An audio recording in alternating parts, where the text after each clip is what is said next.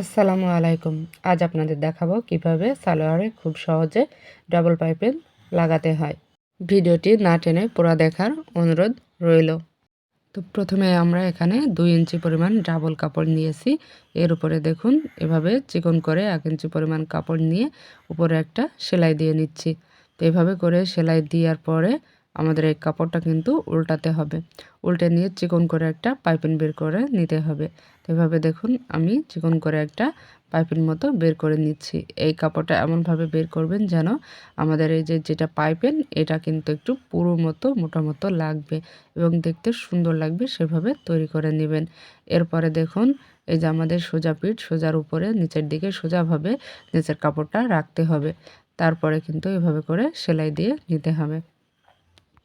তো নিচে সিম্পলভাবে কিন্তু আমি সেলাই করে নিচ্ছি। এরপরে দেখুন সোজার উপরে কিন্তু আমাদের সোজা কাপড়টায় এসেছে। এভাবে করে আমি উপর দিয়ে দেখুন একটা ভাঁজ দিয়ে নিচ্ছি। আমি কিন্তু এখানে কোনো বক্রম ব্যবহার করিনি। দেখুন এখানে কিন্তু খুবই চিকন করে পাইপিংয়ের মতো করে রেখে এর উপরে আমরা এই কাপড়টা লাগিয়ে দিচ্ছি।